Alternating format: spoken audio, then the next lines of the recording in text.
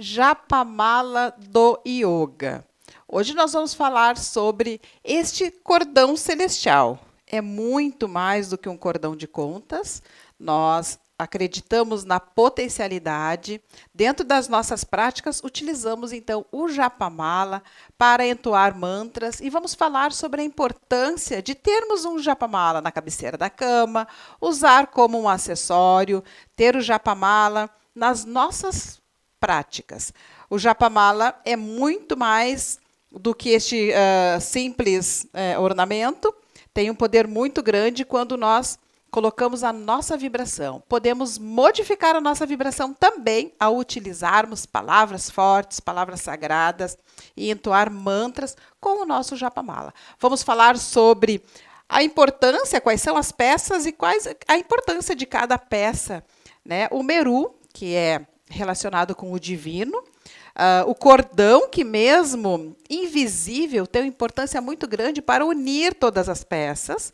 Vamos falar das contas, de que material que é ideal para confeccionarmos o nosso próprio Japamala.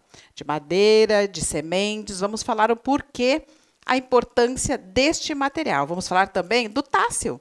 O tássel flexível, como deve ser a nossa vida. Então, para falarmos sobre o Japamala, nós precisamos falar um pouquinho sobre o que é o yoga. Nós chamamos essa oficina de Japamala do Yoga.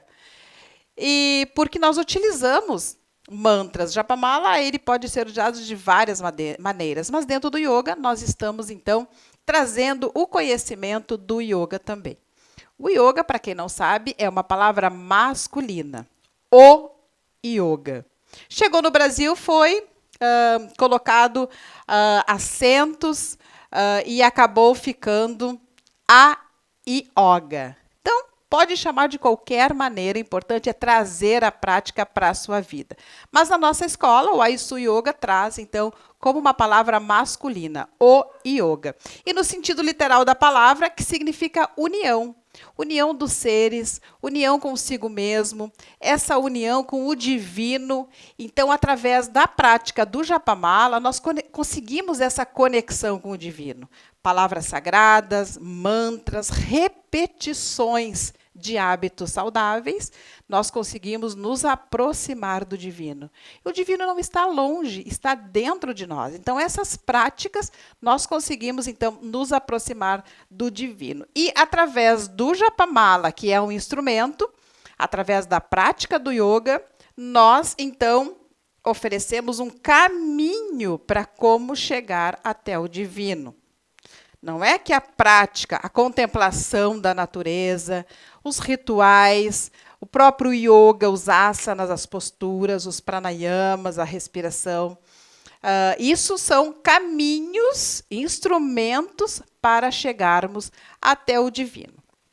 O yoga, é importante saber também que dentro do yoga nós temos símbolos. A flor de lótus, por exemplo. A flor de lótus dentro do yoga traz o conhecimento que esta flor de lótus, ela nasce no lodo. E mesmo nascendo no lodo, ela consegue ficar limpa e pura. Então, as suas pétalas não se misturam ao lodo. Então, um dos símbolos do yoga é a flor de lótus. Aí nós temos o símbolo Om também, que faz parte da nossa escola dentro do yoga.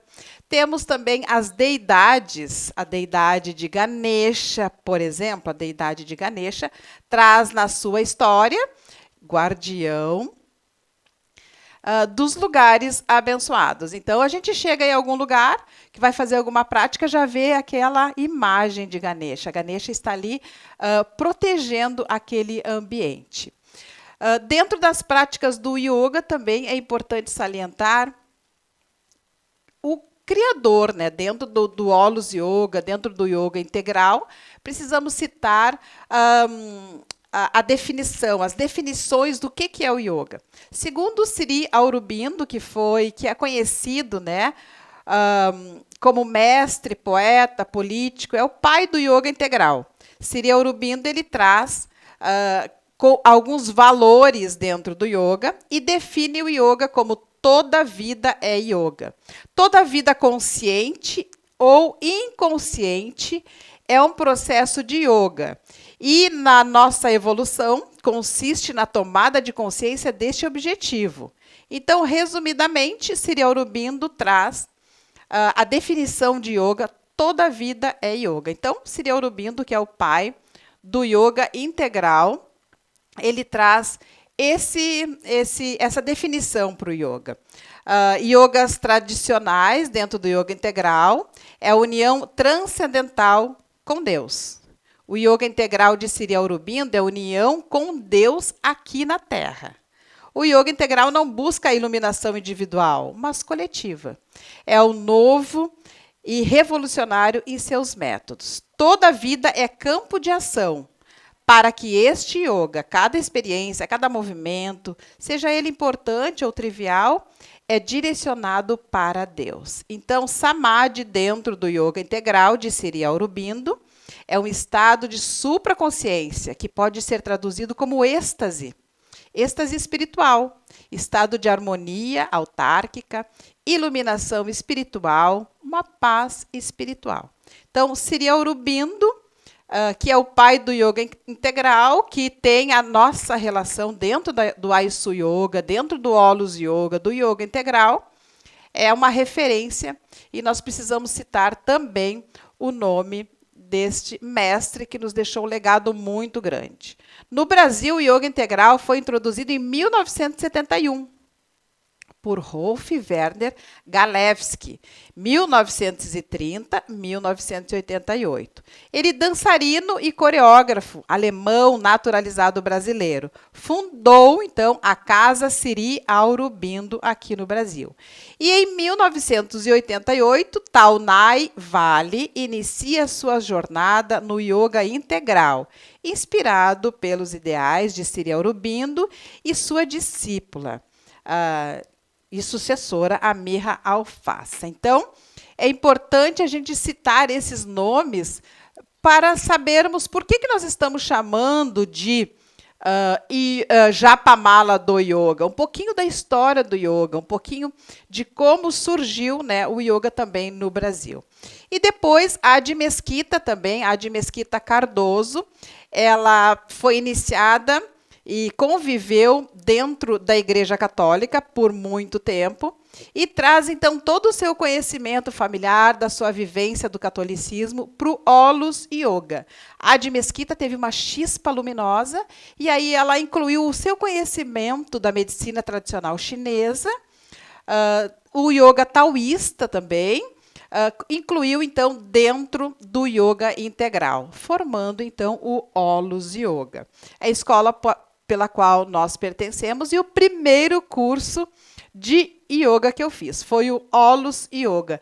Então, é encantador o conhecimento da medicina tradicional chinesa, o yoga taoísta, tudo isso, o Ayurveda também está dentro do Olus Yoga. Olus significa o holístico, e o yoga, então, isso que nós estamos vendo e falando sobre a união. A Adi Mesquita é uma pessoa de muita referência, e também gostaria de referenciar também Maria Novakovsky, que foi quem introduziu o yoga na minha vida. Maria Novakovsky, de Capão da Canoa, ela trabalhou também com Olus Yoga e é uma trabalha até hoje, grande incentivadora também dessas práticas holísticas. E a medicina tradicional chinesa, então, que a Adi Mesquita coloca, nós incluímos também no Japamala de oração.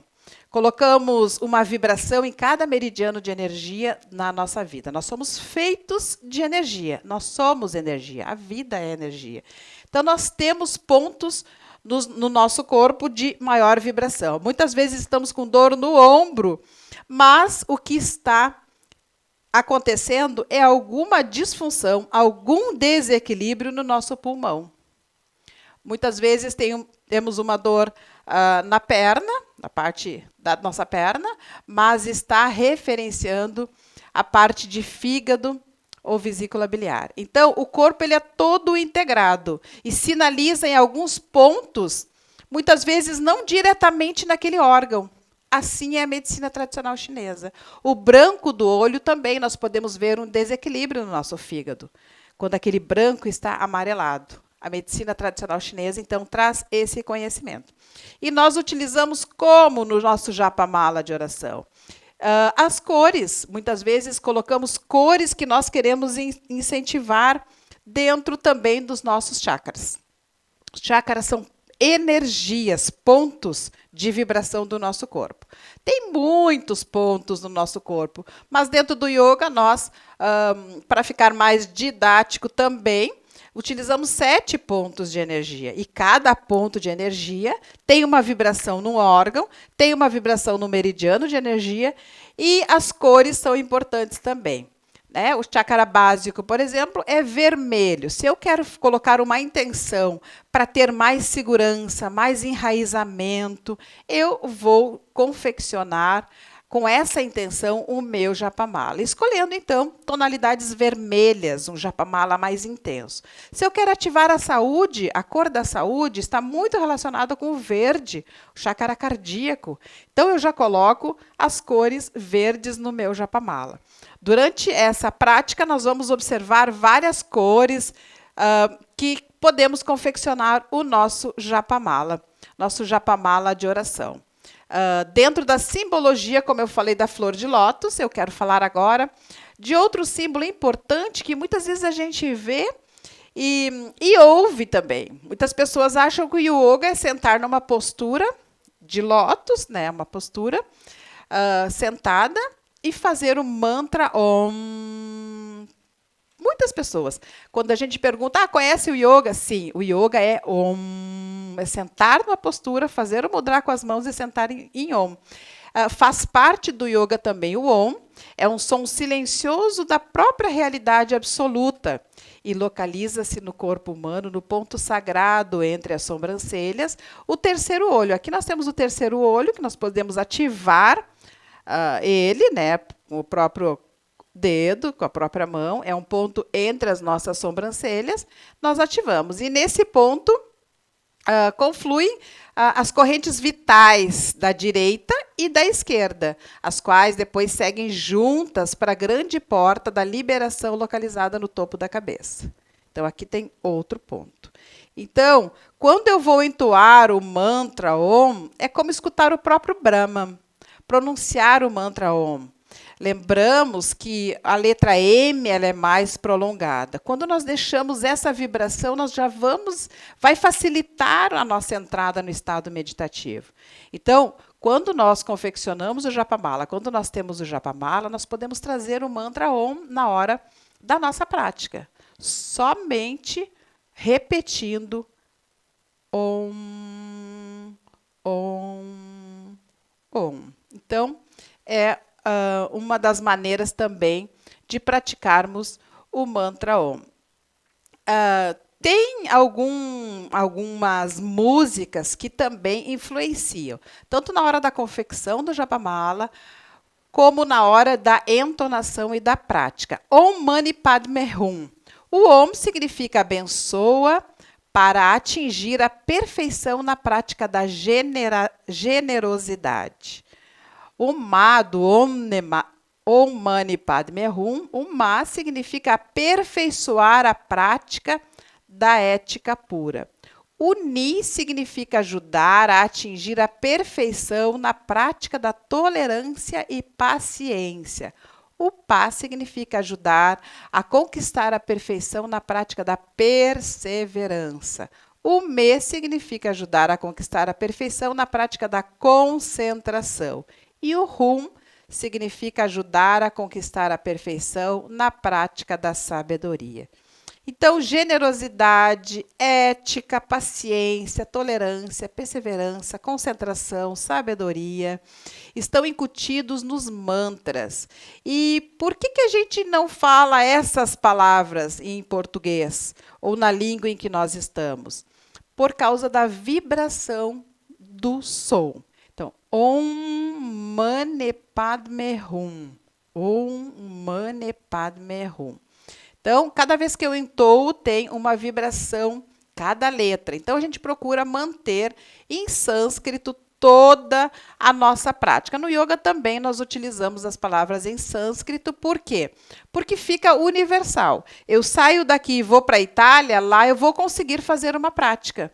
Porque eu vou saber o que é o Savasana, vou saber o que é Namastê, vou saber todas as posturas, então elas são universais. Em qualquer parte do mundo tem o mesmo nome. Por isso que a gente mantém, então, em sânscrito toda a nossa prática.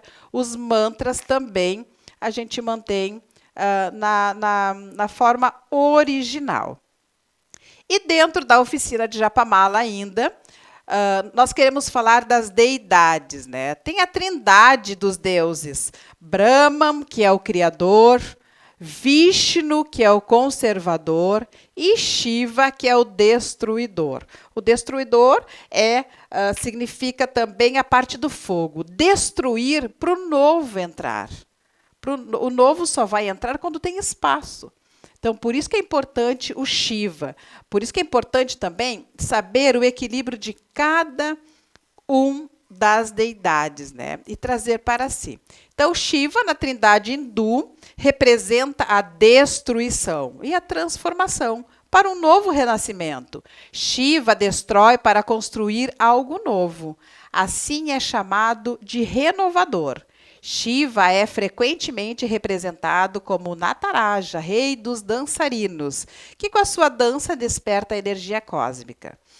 Ele dança sobre o demônio, que representa o nosso ego inflamado, a escuridão e o mal. Suas primeiras representações surgiram no Neolítico, 4.000 anos antes de Cristo, na forma de senhor dos animais, a criação do yoga, a transformação física, mental e emocional. Portanto, está intimamente ligado ao Deus da transformação. Shiva é o Deus supremo, o pacífico, o benevolente, que reside em toda alegria. Então, vocês estão vendo a imagem de Shiva, né? E ali podem observar o que ele carrega, né? Consigo nesta imagem. Existem outros nomes também para Shiva, como Nataraja, como Pashupati. Mas então Shiva vocês vão ver muito quando se fala em yoga. Krishna é o iluminado, o mais célebre herói da mitologia hindu. Oitava reencarnação de Vishnu, conhecido como o Deus do amor e da devoção. Krishna é o mais célebre dos avatares. Seu nome significa o escuro, graças à sua pele e um tom azulado. É representado como um jovem formoso, de corpo forte e cabelos anelados. Além disso, é uma divindade que conta com o maior número de adeptos na Índia. Vários livros sagrados falam sobre Krishna, mas o principal é o Bhagavad Gita. Este livro riquíssimo que retrata uma longa e proveitosa conversação entre Krishna é o mais poderoso discípulo e herói Arjuna, o arqueiro supremo, na famosa batalha de Kurukshetra. Foi personalidade de muita influência nos antigos textos sagrados da Índia. É a divindade do amor puro. Ele próprio se define como amor puro. Eu sou o amor puro dos amantes que lei nenhuma pode proibir. Então, Krishna, que vocês estão vendo aí na imagem. Ganesha, removedor dos obstáculos. Filho de Shiva e Parvati, é o destruidor de obstáculos e guardião das portas. O generoso. De acordo com a mitologia hindu, é o deus elefante, filho de Shiva e Parvati. É a primeira divindade a ser invocada em qualquer ritual. É considerado o grande removedor de obstáculos, tanto materiais como espirituais. É o protetor dos negócios. Sua cabeça representa a inteligência e a cobra em volta do seu pescoço, a energia cósmica. Seu veículo é um rato, que simboliza a igualdade do maior e do menor perante olhos de Deus. Ganesha está relacionado a qualidades como prudência, diplomacia, sagacidade e firmeza. Lakshmi é a deusa da fertilidade, deusa da fortuna. A divindade, esposa de Vishnu, é a parte feminina de Vishnu, o conservador. A graça de Deus está personificada em Lakshmi. Então, muitas vezes, nós precisamos também entoar mantras, fazer saudações a Lakshmi. Buda, Siddhartha Gautama, fundador do budismo. O Buda do sânscrito significa desperto, iluminado, que vem do radical budi, despertar. Foi um príncipe nascido no sul de Nepal, em 558 a.C., filho do rei Gautama e da princesa Maya, último de uma linhagem de antecessores, cuja história perdeu-se no tempo. Hoje é conhecido como Buda, iluminado, ou ainda a luz da Ásia, o fundador do budismo. Nas tradições budistas é considerado o supremo Buda, que atingiu a iluminação de todo um conhecimento divino e se pusera a divulgar esses fenômenos com a intenção abençoada de trazer esse despertar espiritual aos demais seres. Há mais de 2.500 anos, o Buda, como também é conhecido, surgiu entre os membros das castas guerreiras, sendo seu pai, na época, um rei na região do reino de Shaya, ao sul de Nepal, onde nasceu sobre a filosofia Sakya, um dos 3 pilares básicos do hinduísmo tradicional. Então, Siddhartha Gautama foi um nobre dedicado a banir o sofrimento humano e nos deixou esta herança da luz da sabedoria. Então, Buda, como vocês estão vendo aí na imagem.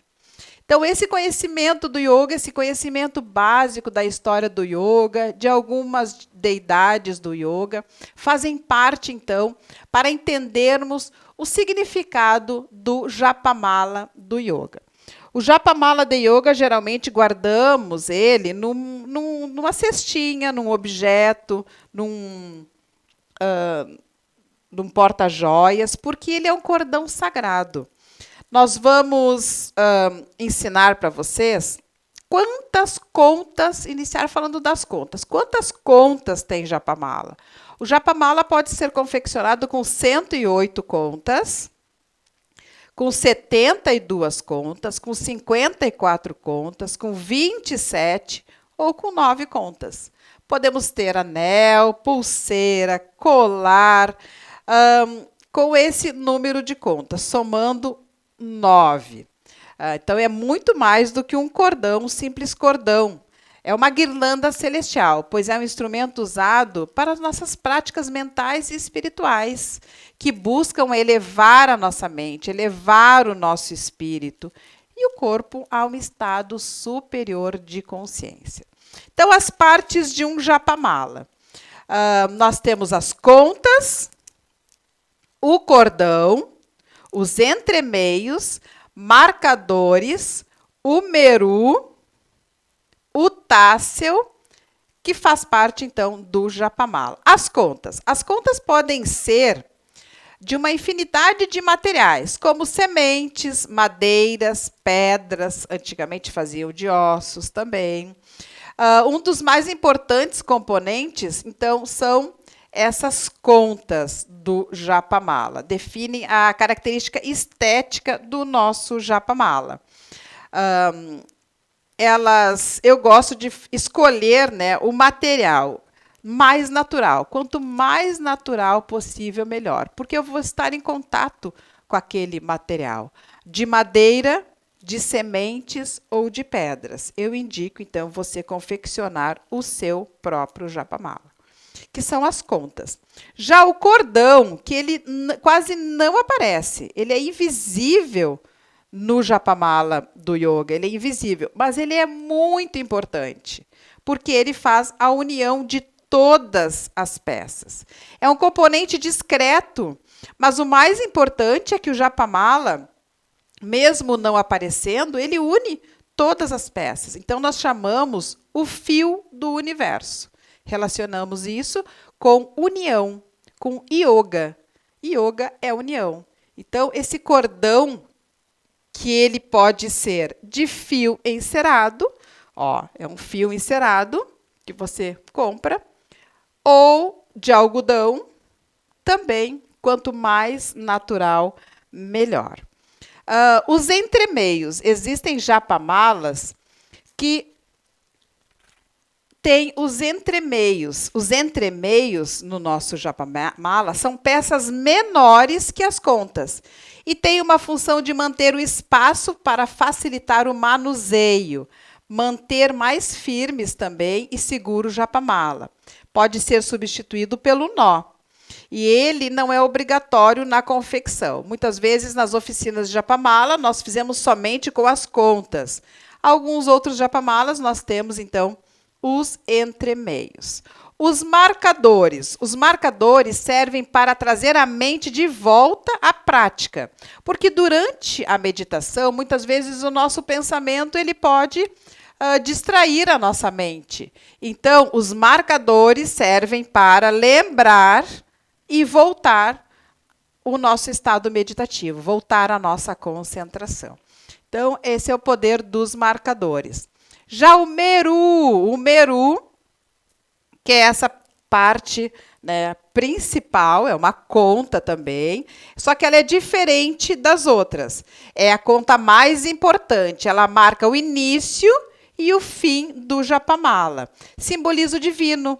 Ao praticar a meditação, nunca devemos passar por cima do meru. Ó, ela é uma peça diferente. Então, quando eu chego no final, eu volto e começo a entoar o mantra novamente. Então, como nós representamos como divino essa peça, essa conta, nós não passamos por cima em sinal de respeito. Então, esse é o meru. E o tassel é essa franjinha flexível, ou ponteira. Tem pessoas que preferem colocar uma ponteira, né, no seu japamala. Representa a nossa conexão com o divino, pois é um elo que une todos os demais componentes também do nosso japamala. Então, essas são as partes do nosso japamala. Então, as contas, os marcadores, o meru, ou o nó, os tassel e o cordão. As partes do nosso japamala. Logo depois que nós confeccionamos o nosso japamala, nós vamos consagrar esse cordão, consagrar através do mantra Om.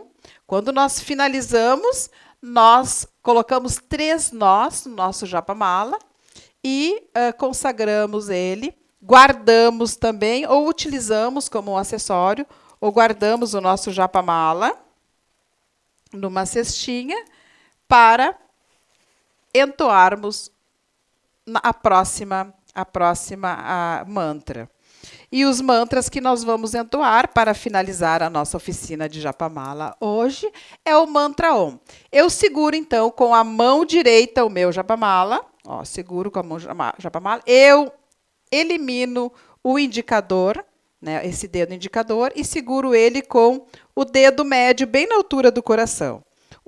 A ponteira ou o tassel fica na altura do coração. Com a outra mão, eu seguro as outras contas e vou entoando o mantra. Então, eu quero agradecer todos que participaram, então, deste momento. E vou finalizar, então, entoando o mantra Om para finalizar esta oficina de japamala do yoga. Om.